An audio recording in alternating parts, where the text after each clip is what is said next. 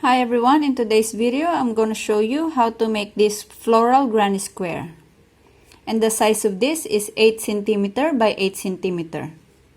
And I use 3 colors in pink, white, and black. So for the petals, I have 8 petals and each petal has 4 triple crochet. So this is what it looks like, guys, after we put it together. So I have here 2, 4, 6 granny square that I sew together. This granny square also, guys, I'm gonna use it for my next project. For the material I'm gonna use today, I'm gonna use Alize cotton gold in black, Madame cotton in white, and this is also from Alize in color 649. I have here also yarn needle, a cutter, and for my hook, I'm using 3.5. We're going to begin by making a magic ring.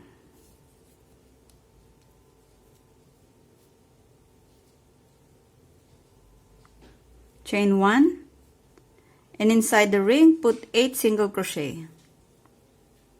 1, 2,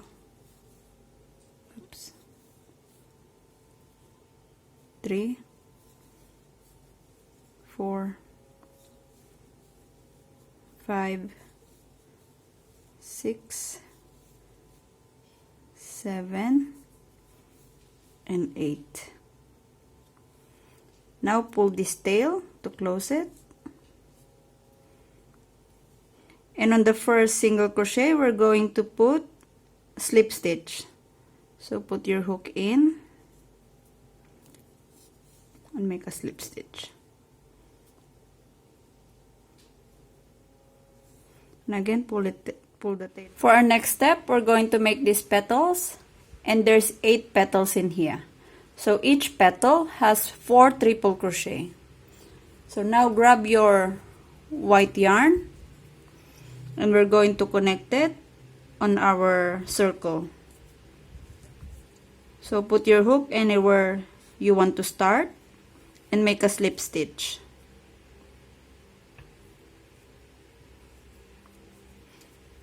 So now chain 3, 1, 2, 3, and these 3 chains is considered triple crochet. So yarn over 2 times, put your hook in, pull through, stretch it. You have 4 loops on your hook, yarn over, pull through 2. You have 3 loops on your hook, yarn over, pull through 2. You have 2 loops on your hook, and again yarn over again 2 times, and on the same stitch again, put your hook in, pull through, stretch it, yarn over, pull through 2, yarn over, pull through 2. We have 3 loops on our hook, and again yarn over 2 times, go back on the same stitch, pull through. We have 6 loops on our hook, yarn over, pull through 2, yarn over, pull through 2. We have 4 loops on our hook, and now we're going to yarn over, pull through all 4 loops, and chain 3. 1, 2, 3. We're going to move on the next stitch. So again, yarn over 2 times, put our hook in, pull through, stretch it, yarn over, pull through 2. We have 3 loops on our hook, yarn over, pull through 2. We have 2 loops on our hook, yarn over again 2 times, go back on that stitch, stretch it, yarn over, pull through 2. We have 4 loops on our hook, yarn over, pull through 2. We have 3 loops on our hook, again 2 times, pull through 2. We have 2, 4, 6, yarn over, pull through 2. We have 5 loops on our hook, yarn over, pull through 2. We have 4 loops on our hook, and the last time, yarn over 2 times, put our hook in, stretch it. So we have 2, 4, 6, 7 loops on our hook, yarn over, pull through 2, yarn over, pull through 2. We have 5 loops on our hook, and now we're going to yarn over and pull through all 5 loops, and then chain 3. 1, 2, 3. So this is what we have to do, guys, on the remaining 6 stitches. So each petal has 4 triple crochet, and in between there is 3 chain.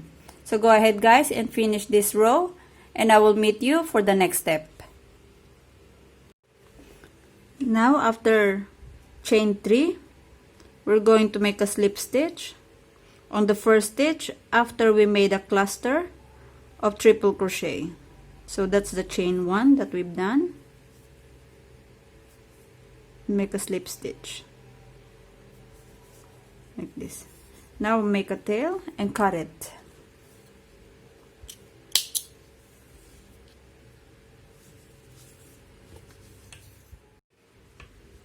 And for the next step, we're making the border. So grab your black yarn and connect it in any chain 3 space you want to start, and make a slip stitch.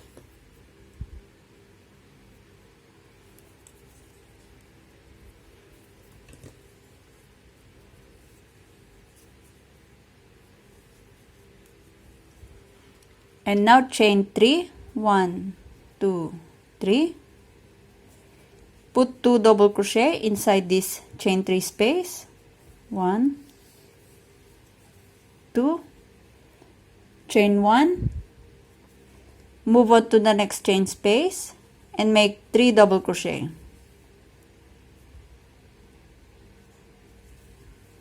1, 2,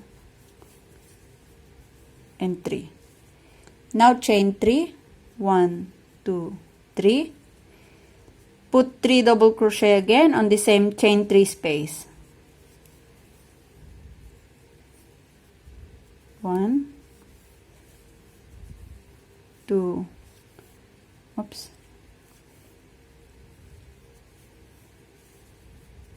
and 3. So we made our first corner. Now again, chain 1, move on to the next chain space and make 3 double crochet. 1,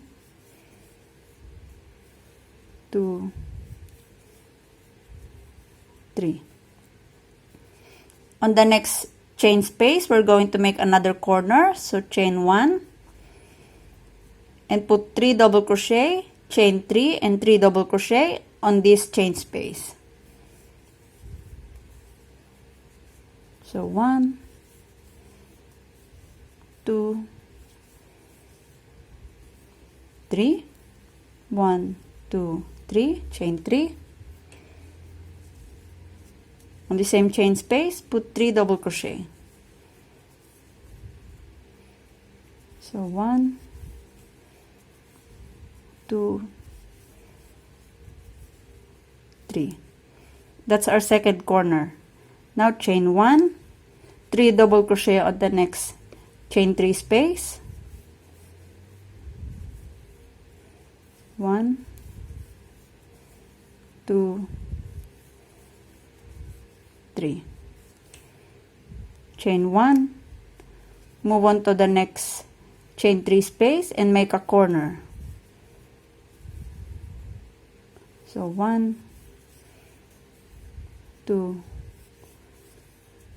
3, chain 3, 1, 2, 3,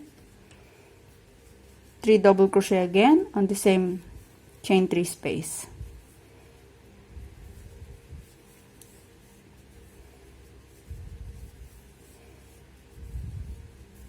So that's our third corner. Now chain 1, 3 double crochet on the next chain space.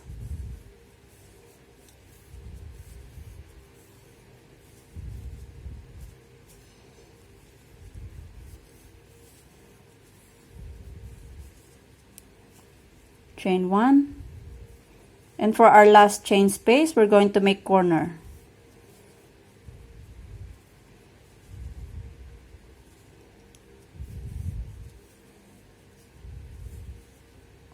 So 1, 2, 3, chain 3, 3 double crochet.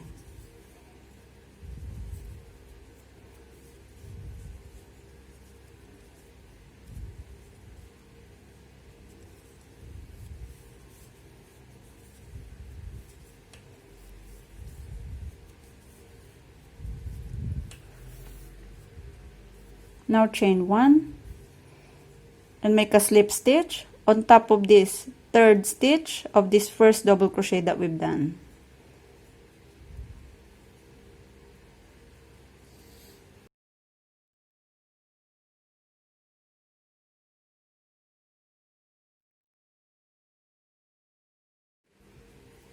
So for the next round, chain 3, 1, 2, 3, and this is our first double crochet on this row.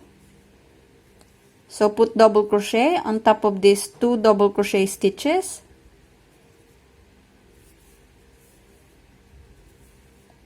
One, 2, and on the chain 1 space, put 1 double crochet.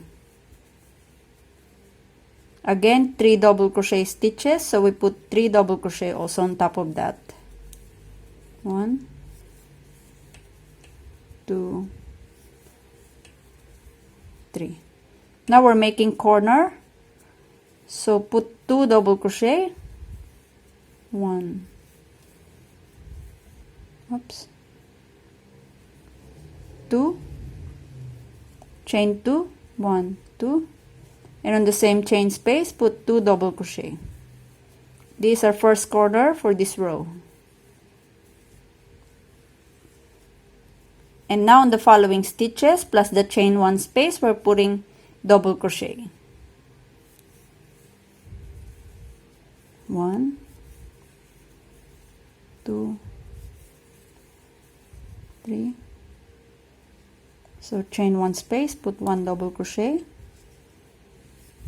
3 double crochet on top of this 3 double crochet stitch,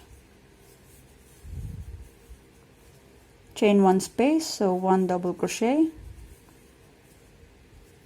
3 double crochet again,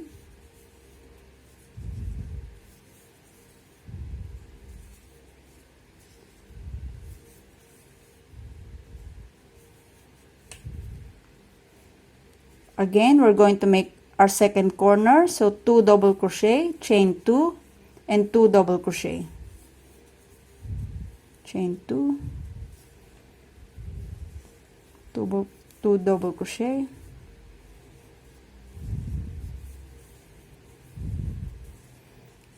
and we're doing again the same. We're gonna follow the stitches and put double crochet.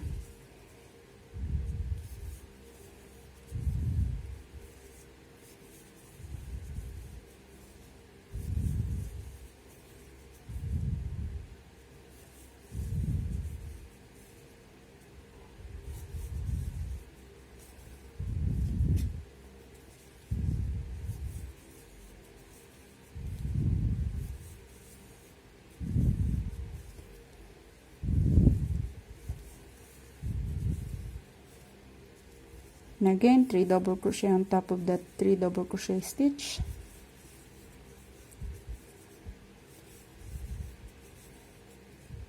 third corner, so 2 double crochet, chain 2 and 2 double crochet,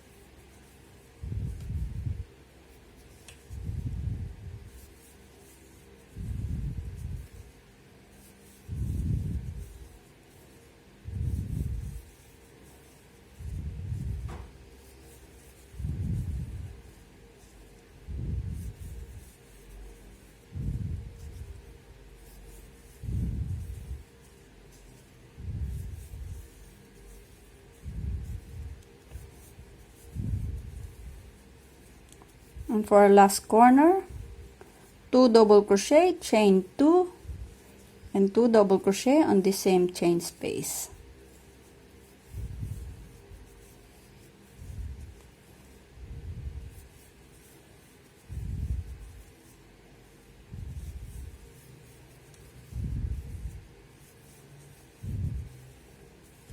So to finish this row, we're going to put 1 double crochet inside this chain 1 space and make a slip stitch.